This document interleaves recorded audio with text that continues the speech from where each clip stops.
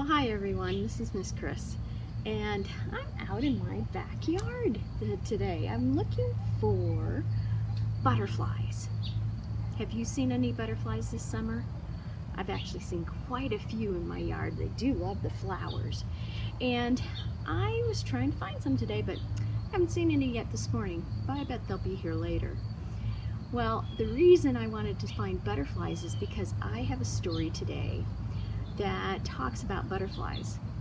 But you know, it is called The Very Hungry Caterpillar.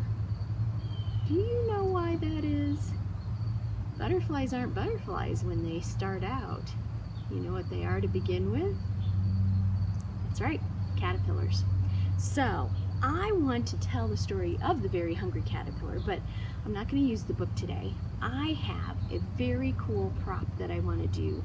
So as you can see, here's our caterpillar, and this is how it starts. So one Sunday, on a leaf was a little egg, and out of that egg, a caterpillar was born, a very hungry caterpillar. So on Monday, our caterpillar ate through one apple, but he was still hungry. On Tuesday, he ate through 2 pears, but he was still hungry. On Wednesday, he ate through 3 plums,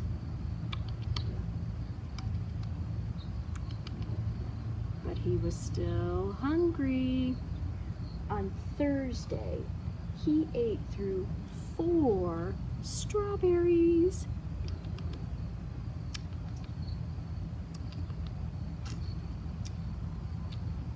but he was still hungry. On Friday, he ate through 5 oranges. 1, 2, 3, 4, 5. But he was still hungry.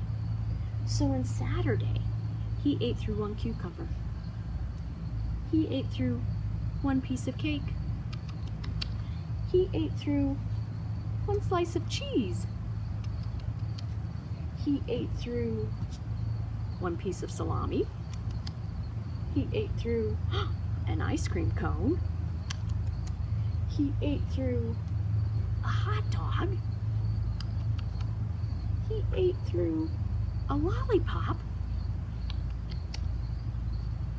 He ate through a cupcake. And he even ate through a slice of watermelon. That night, he had a tummy ache. Well, the next day was Sunday again, and he decided to eat through just 1 nice green leaf. And then, he was no longer a little caterpillar. He was a great big caterpillar, and it was time to change. So he wrapped himself up into a chrysalis, and he stayed inside for about 2 weeks. And then when he came out, he was a beautiful butterfly.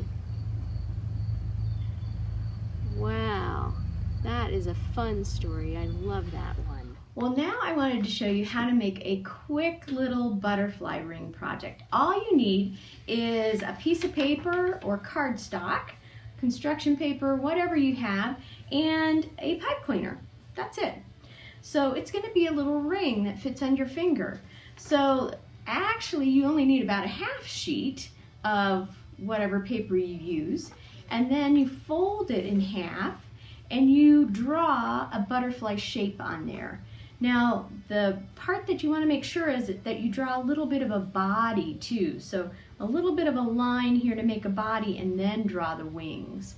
And then you're going to cut that out, and you'll have an equal butterfly because you folded it. And so now we're going to make the ring, and you'll be able to wear it.